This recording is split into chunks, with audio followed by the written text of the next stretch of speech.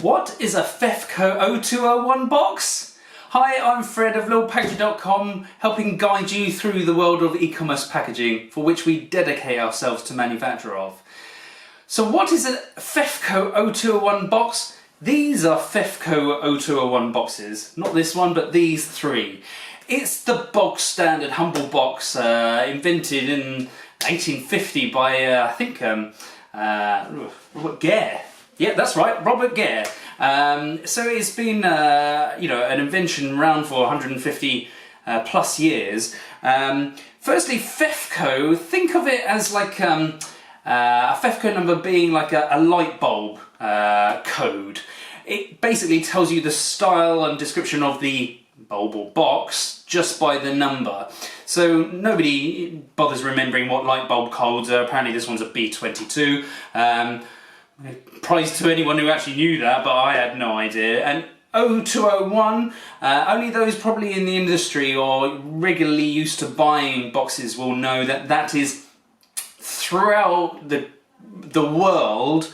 0201 is the most common industrial form of box, one that requires tape on the bottom, tape on the top, and is supplied to the customer just like this. So there can be advantages to 0201s. We actually tend to recommend them for, you know, boxes bigger than a microwave oven. Most people are familiar with that kind of size. Or even for startups who are looking for a medium-sized box at low cost just to get started, that they can personalise with labels and things like that.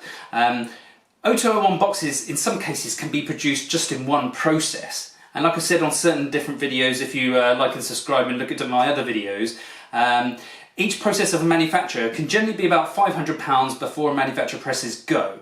So if you think actually something that has 5 processes of manufacture potentially can end up costing over £3,000 just for a very small production. So coming back to FEFCO 0201, yeah, in its most basic form, pop it up to the side, fold the floats over, grab some tape. I wish I had a tape gun in this studio, but you catch my drift. I'm sure you're familiar with it. Up and down it goes. Now the one thing to bear in mind with 0201s is that for all users of 0201s, the use of or the holding of a tape gun for a person, associate packing or fulfilling can actually be 25% of their total time employed. So it can be a bit of the enemy, a tape gun. Just to give you a heads up on that, just gives you an idea how much time can be spent taping up the bottom of the box and getting it ready before you then even flip it, ready to fulfill. So yeah, a smaller version here. 0201s though can look displeasing to the eye. It's very difficult to get as a packer working at speed, and that's often how they're targeted, how we're targeted to get the output and the orders out. Applying tape in a irregular, you know, non-uniform manner. It's almost impossible to get that by hand neatly applied. In fact, this version I've just shown you here, you can see a bit of a wobble here and it hasn't torn right. I'm not having to at least change rolls of tape on a tape gun like people with a tape gun would have to. So that's the form of a 0201. Yeah, FEFCO doesn't even stand for anything FEFCO like you'd normally expect. It's the European Federation of Corrugated Board Manufacturers. So EFCBM, FEFCO. Don't get it. Nobody does. Don't worry about it.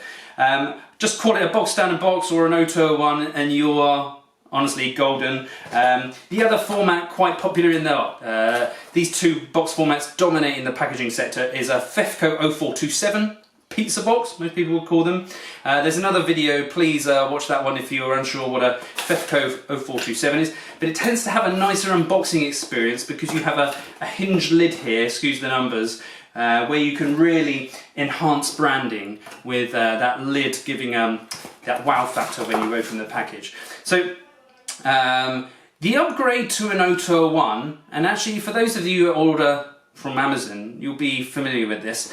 Their boxes have what is known as variable depth or variable height creasing inside the box. So this particular one, in fact, what reference is this? One way up. E3 Plus has a variable depth, variable height, so you can actually, if I show you inside this box by creasing it inside, so normal O201 inside, but you might just be able to see these score lines in here, and it's got like a mild perforation down each edge, which means that you can basically split it down to your desired height to basically mean that the box can get into a smaller format to lessen the need for void fill, particularly things like unsustainable plastics and polystyrenes, things like that. They're a no-go. But yeah, to then mould that around and make it a shallower box rather than the version that would normally be up here, which will certainly save you a lot of volumetric shipping weight. Another video up there if you want to learn about volumetric shipping weight. So yeah, then packing in here. Let's do that again, like so. So you catch my drift. It can be difficult to look aesthetically pleasing. Another way of actually trying to at least give the O201 the best chance of a bit of branding is branded craft tape.